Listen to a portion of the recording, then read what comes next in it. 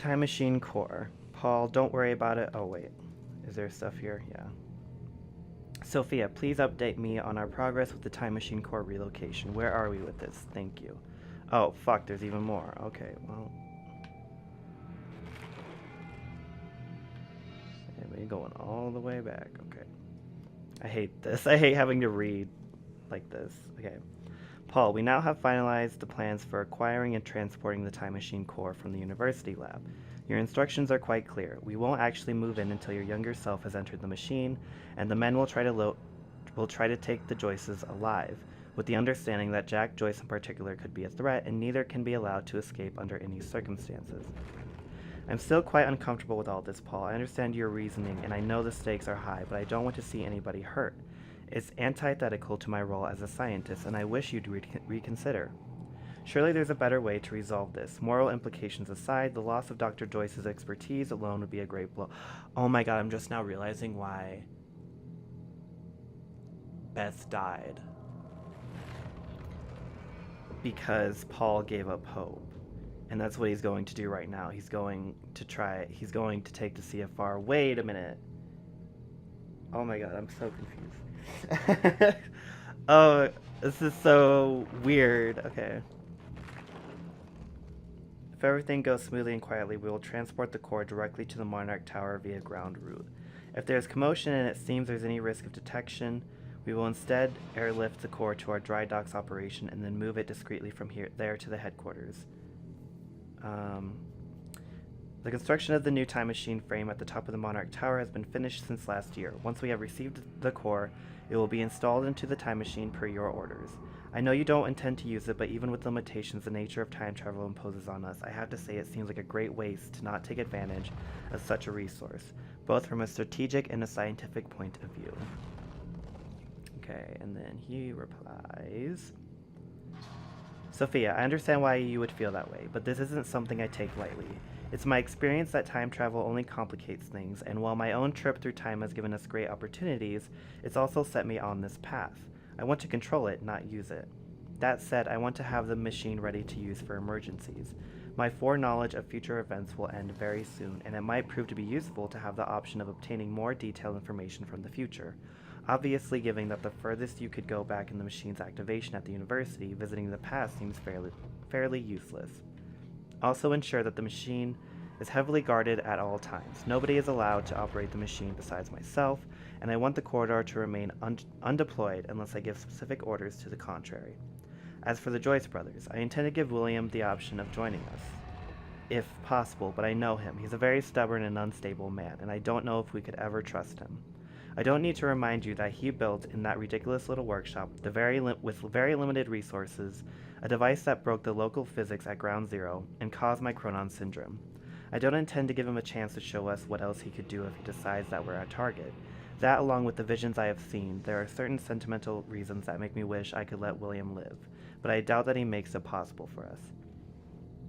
As for Jack, I'm not too worried about him. It took me a long time to master my abilities, so Jack shouldn't be a major problem unless he manages to use stutters to escape the area. Luckily, stutters should be very rare in these early stages of the fracture. Still, I've come too far to take any chances. I'd prefer to take him alive, but nothing can be allowed to put our plan at risk. I'm sorry to have to involve you in something like this. I know it's not what you signed up for, and as I said, I don't expect you to be personally involved with that part of the operation in any way. I'm not particularly happy about this part myself, and I wish I had better options, but our circumstances are as they are, and I have come too far to falter now. I hope you understand. And then she replies, Paul, yes, of course. I'm sorry. I didn't mean to add to your burden, and I know that these are hard decisions. You can count on us to proceed as planned. I know you're exceptionally busy now that the time is almost upon us, but I was hoping you'd have time for dinner. Yeah. Sophia, please update me on our progress with the time machine core relocation. Where are we with this? Thank you. Ooh, wrecked. Paul, don't worry about it. We're on schedule. Your time machine core from the university has been transported to the HQ and is currently being installed into the new time machine frame we've built for it. You'll have direct access to it from the CFR chamber as requested. And no, before you ask, you can't actually access a CFR chamber from the time machine. That elevator can only be activated from within the chamber, so no one working on the machine can get to the CFR. I thought you'd appreciate that layer of added security. I know how important it is to keep the CFR safe. Anyway, I know you don't actually intend to use the time machine, but should you ever need it, all we need to do is deploy the corridor. It's actually all hooked up now, but we're still running some final diagnostics. The text should be ready with it before the gala's over. Yeah, this was all before. Well, actually no, it was like during the fracture, like right when it started. Also, yeah, it should be like right here. Paul spent a long time running Monarch in secret. It probably didn't help with that whole disconnected from reality thing. Reflections on the end. I wish my memories about the end of time were clearer, but it was anything but a clear time in my life, and the world was such a jumble, a frozen mess of different timelines crashing together. I was running for my life the whole time, trying to avoid the shifters, not an ideal state of mind for gathering intel. And it didn't help that she kept chasing me, trying to kill me, Beth Wilder, one of my own people. It was her all along. Even then, trapped in the end of time, as little as I understood about what was going on, I could tell she wasn't like me, that she didn't have the powers I did. I knew she had some kind of technology that kept her going in that suspended hell. Of course, I had no idea it was a device I would eventually have my people develop. I suppose I should appreciate the irony that it was her chronon harness, my own chronon harness, that it gave me the idea for the lifeboat protocol, the idea that our technology could let humanity survive the end of time. I suppose I had to thank her for that, and she paid for her sins in the end, but she left her mark on me. I know the time to pay for mine is approaching quickly, but not just yet. Back then, when Wilder and I played our game of cat and mouse at the end of time, if I'd had an ounce of the control over my powers that I do now, things would have turned out very differently between the two of us. She was strong and had the training, and I was young and weak and scared. Even so, my abilities gave me an edge. I was lucky she didn't have the full striker gear. She was the one with the upper hand. I didn't learn to properly control my abilities until much later. In those days, they were unpredictable and operated on instinct. Control didn't come easy. I can't help but be aware that this doesn't seem to be the case for Jack. His mastery is growing by leaps and bounds. Is it just because that's the way he's always been? Fast on his feet, bold and adaptive, or is the fracture affecting him too? I thought we could contain him. It's cost us dearly. It's not a mistake I will make again. I am almost done. Oh, we still have to go downstairs and stuff. There's even more whoa. What is all this?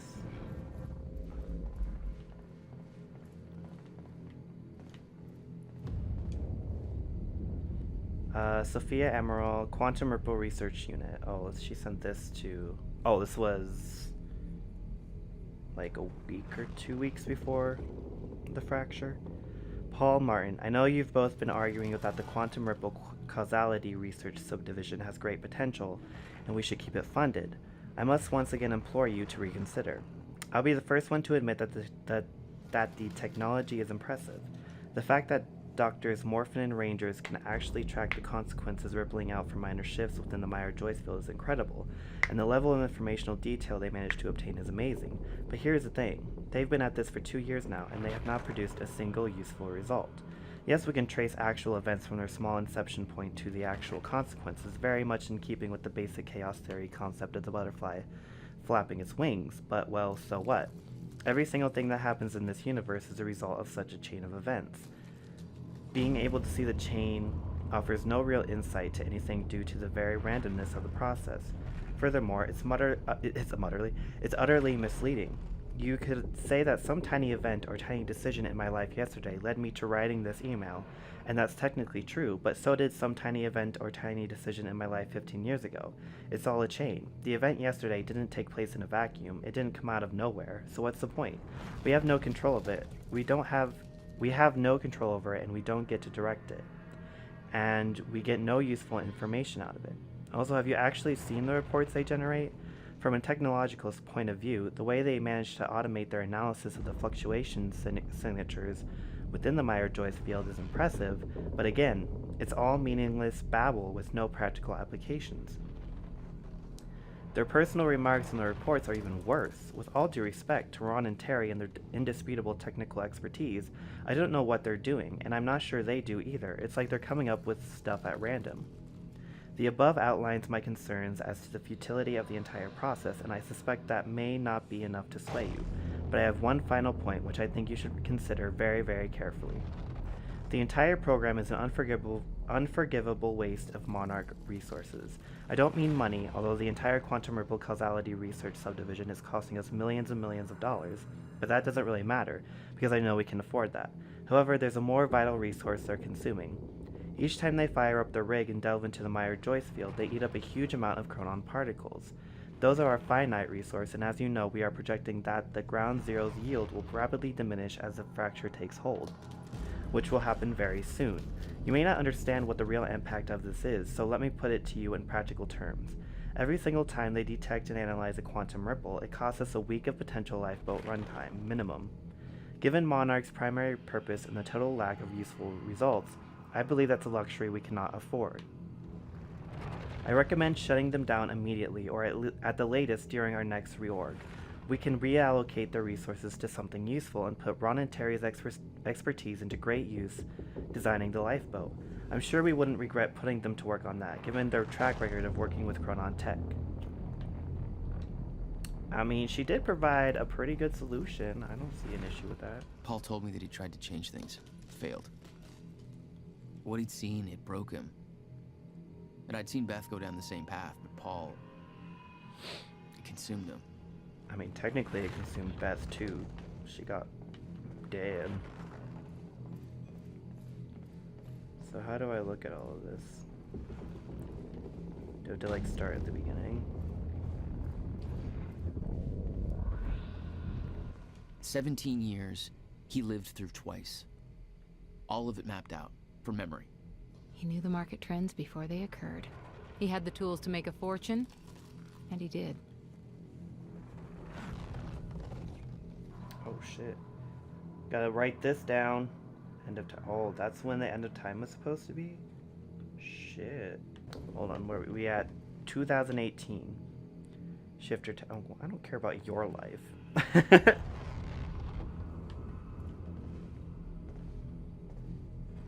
So why was this wrong then?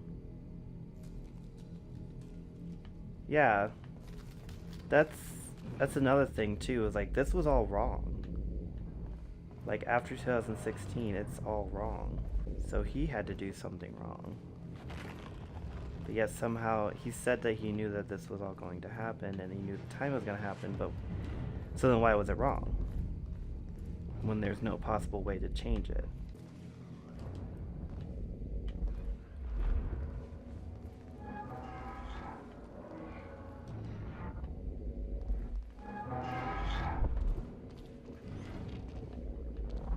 What's this? Paul was a powerful man, the leader of an empire. But behind the veil, he was a dying man. The signs were clear. Dr. Amaral was the one thing keeping Paul alive, but reading through their exchanges, there was something more than professional going on. That's not my place to comment on. Oh, Agua! Oh my god. I just realized who she is. I wasn't paying attention to her name. Okay. Oh, okay. Sophia's personal notes. I find myself at a loss. We knew that the fracture would arrive. It was clear very quickly that the process was occurring much faster than Paul's projections, his experiences, had led us to believe. That was alarming in itself, but there's another concern. With the fracture, Paul's condition seems to be accelerating rapidly. I don't know what to do about either one of these issues. I haven't had a chance to examine Paul properly, and of course he won't consent to any real test at this point. He won't take the time, not with the situation being as critical as it is. He has to prepare for the gala, to take care of every little stupid thing Martin trots out for him. He won't think of himself at all, and I'm afraid that'll cost us dearly. So I don't know, I'm just speculating, but I believe this acceleration is a reaction to the stutters in time, in zero state. His wave function is further disrupted by the excessive chronon energies within his body. Before the university incident, before the fracture, the condition was progressive, but controllable. The lack of stutters helped keep it in check. Now its progress is rampant, and I worry that it may reach a critical point soon. We always knew that was a possibility, but all of our projections assumed he would have years. Oh, assumed we would have years. Time enough to come up with a cure, or a way to stop its progress. Which means there's a very real chance that in the near future, Paul's condition overtakes him, and if he does become a shifter, I don't know what to do about it. We haven't been able to help Dr. Kim. I don't know what we could do for Paul. I don't know what to do. The treatments are still working, but they take a toll on him, and their effect is greatly diminished. I'm concerned we may hit a point where he's forced to use them so often that the treatment becomes worse than the condition itself, and yet I don't see any other options. He will not rest. He insists on doing so much. I know he chafes under his dependence on the treatments. He sees it as a weakness. I'm afraid I may lose him. You're not supposed to be wearing that. No, look, I can Josh, explain. Josh Wheeler. I'm tech support. No, seriously. Just put the gun down, man. I'm just... Joyce! Help! Get down.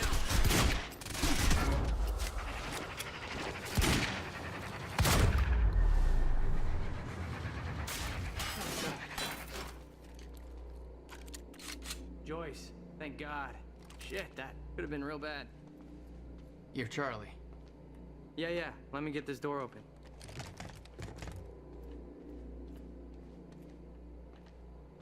Hello there, sir. Oh, it closed on me, you little bitch. Charlie, can you open this door? Ugh, don't even say that name. The lifeboat revolved around the countermeasure.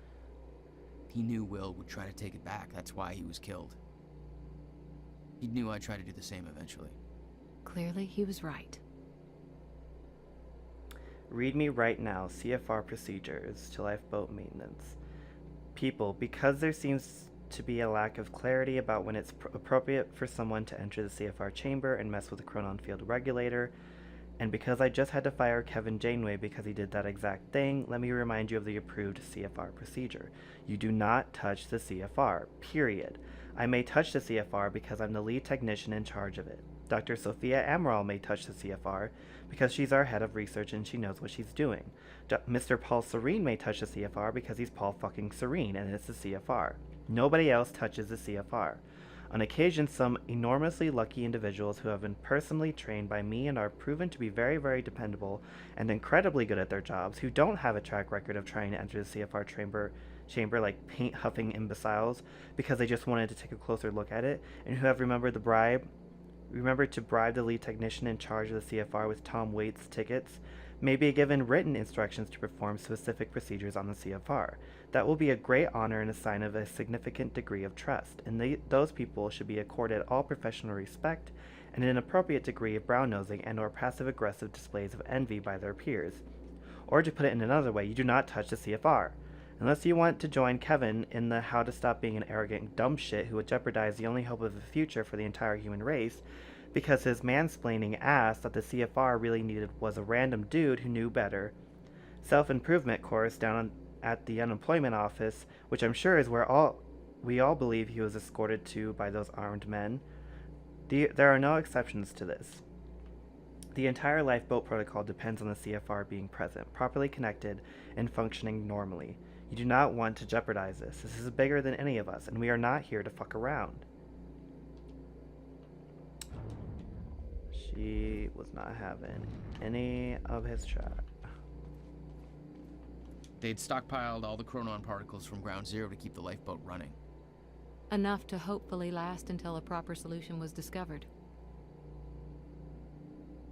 Chronon particle stockpile update. Everyone, please be advised that we are now at a point where lifeboat activation may occur. Accordingly, I have ensured that preparations are underway for activation. As a part of that, what chronon particle stores still remain at the Ground Zero harvesting operation are being moved to the headquarters and placed into the master chronon particle repository, ready to be placed under the CFR's control. Please be aware that what we have managed to accumulate until this point is very likely to be all the chronon particles we ever have access to. Due to the fracture's effects on the Meyer-Joyce field, the Ground Zero anomaly is showing definite signs of weakening. As a result, the chronon particle yield decreases drastically, and will soon drop to baseline. While we will obviously continue more traditional chronon particle harvesting operations in order to maximize our stockpile, we all need to recognize that sourcing them outside of the Ground Zero conditions is extremely inefficient.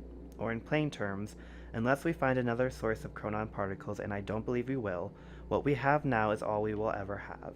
Please be aware that all use of chronon technology eats into our limited resources, and while we of course recognize that we need to have our strikers and other soldiers operate in steaders, each operation undertaken will eat away at our stockpile, and in very real terms cost us days of lifeboat runtime.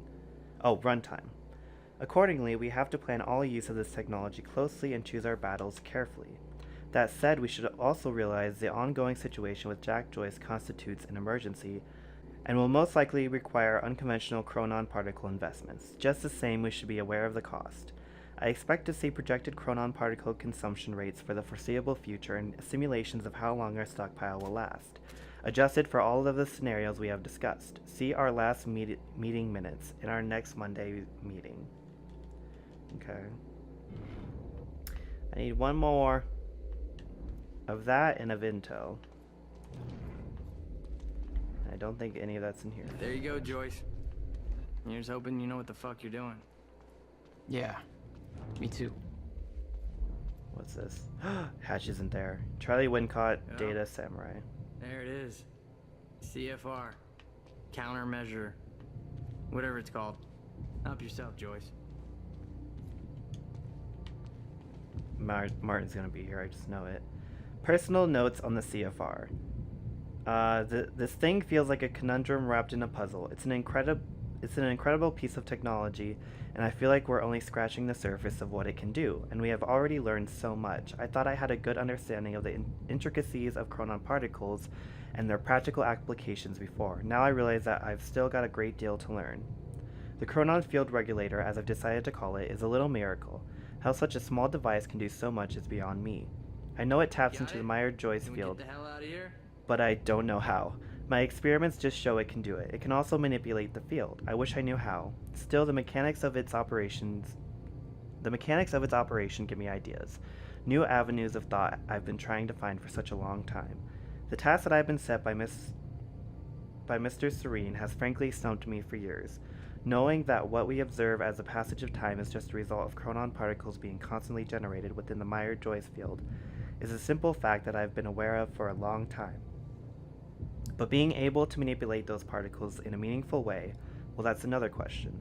The mechanics of the situation are clear, almost frustratingly slow. So, in a zero-state environment, there are no chronon particles, and thus time is frozen.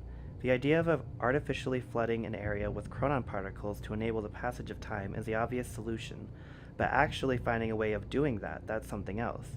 Not only are chronon particles incredibly difficult to source, so obtaining enough to actually stutter-proof an area for any time longer than a fraction of a second has always seemed impossible. Perhaps even more importantly, the mechanism of manipulating the particles in a way that would actually allow me to define a certain volume of space as stutter-proofed has constantly eluded me. Well, Ground Zero has solved the former problem for us. We're almost up and running, and very soon we will have the ability to harvest chronon particles at useful rates.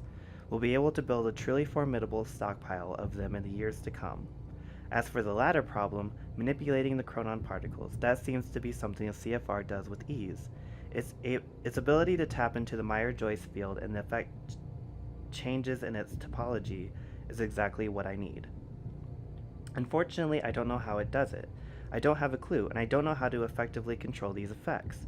But my research into the practical effects of its operation has given me ideas for a different kind of chronon technology that works on a somewhat similar principle, except instead of tapping into the Meyer-Joyce field, it generates a similar localized field of its own, an artificial chronon particle field, and within that field we can manipulate chronon particles at will. This means that we should be able to create stutter-proofing technology, allowing us to shield a certain area from the effects of zero state, and I believe I will be able to miniaturize the technology to allow for personalized devices with the same effect, almost like an environmental suit of sorts, with a harness the user would wear to create a chronon field around its body. There are still many challenges here, one of which is that any significant volume of stutter-proofed space will incur an unacceptably high drain on chronon particles, which are decidedly limited resource.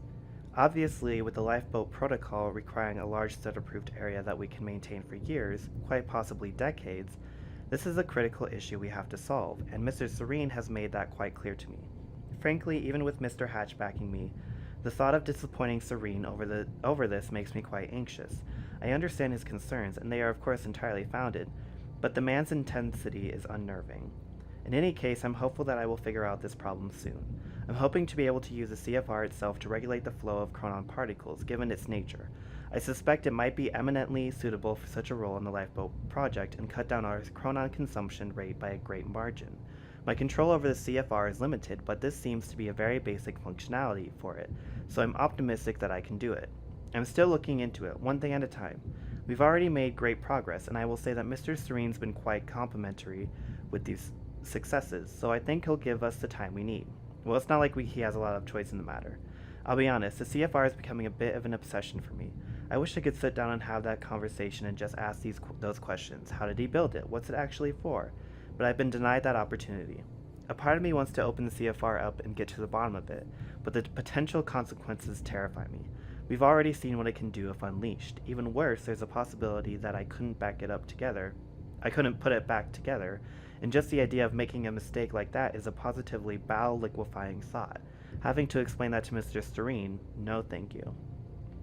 So as it is, I have only dared to open up a bit of the casing to get a rough idea of some of the engineering inside. It's amazing work, and it has certainly been a lesson in humility for me. I still have a lot to learn, but I'm a very fast learner, and this has to be the most important work anyone has ever engaged in the history of humanity. Excuse me. If we succeed in our mission, the world will not soon forget the name of Dr. Henry Kim. Well, they already did, bud. Sorry to tell ya. Wait, what's over here? Oh, is this Martin? Something had gone down in that chamber Oh, it's before I Liam. arrived. Whatever it was bloody. Ooh. I'd seen the dead guy before. Liam Burke. What the hell happened to him? He met his match. Let's move on. Poor Liam. I'm just glad his wife wasn't murdered. Oh my god, I would not. That was so traumatizing for me. I really thought she was gonna get dead. Okay, let's go ahead. I'm scared. It took 11 years for Will to build the countermeasure. Beth died for it, and I knew it could fix the fracture. This fucking thing. The problem was, I didn't have a clue how to use it. The only person who did was dead. But Monarch had a way of getting to him before that ever happened. The university time machine. They've got the core here. Can we go or what? I need to get to the chamber above. No problem. Got a way up right here. Thanks for the help. No biggie. Make it count. Yeah. You're not coming? No, I gotta get back down. Someone I really want to get back to. Good luck, Joyce. Yeah. Hey, why are you going up there anyways? Short version? I gotta go back in time and save my brother. You're gonna go back in time, yeah, right. Whatever. You don't have to tell me, I guess.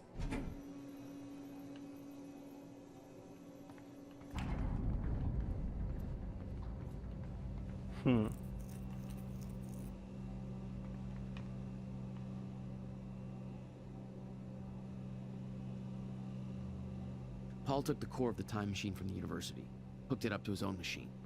It was part of his sick desire for control. But that gave me one last shot at fixing things. I could go back. Maybe get there's to gonna Will be a before fight. Paul killed him. And if I could get the countermeasure in Will's hands, well, maybe I could still turn everything around.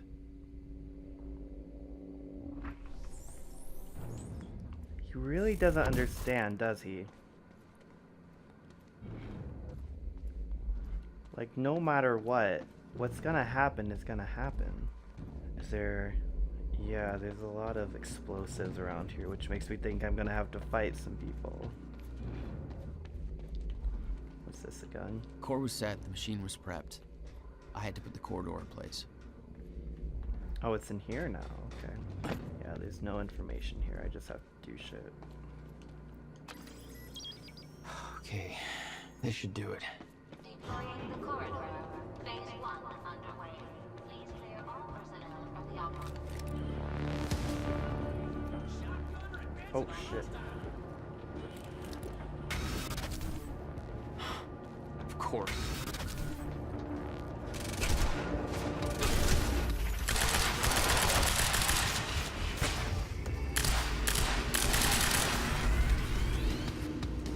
Oh shit.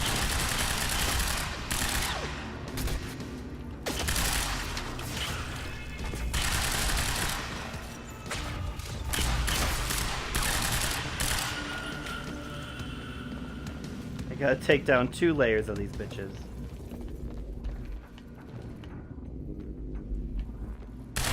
Why are you just standing there, dumbass? Sorry. That was so stupid. He's just standing there. Like, bruh.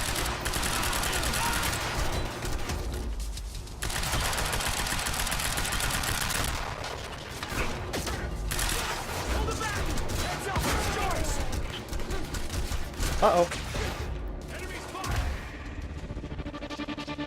Gotta go fast. Oh, wow. That fucking... The thing goes...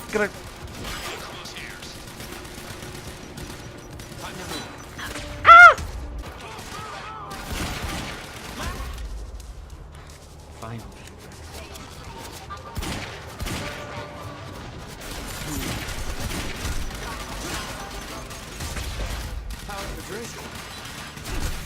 Ah! There was nowhere to hide. Oh. One sniper cover. One sniper cover. Will you explode or will you not?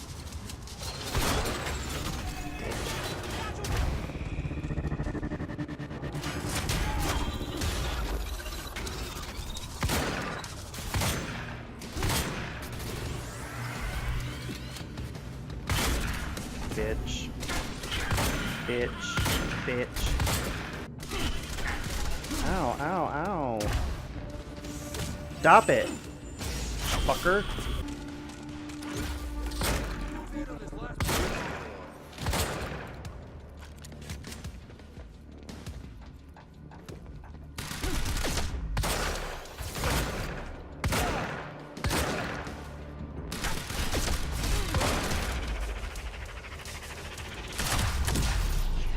Bitch!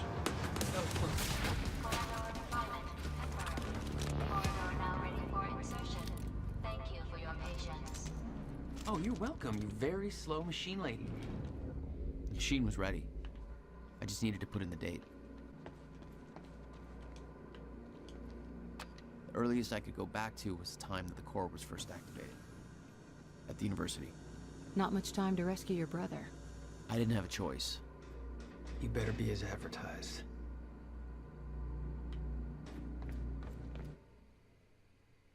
Oh boy. How could this go wrong?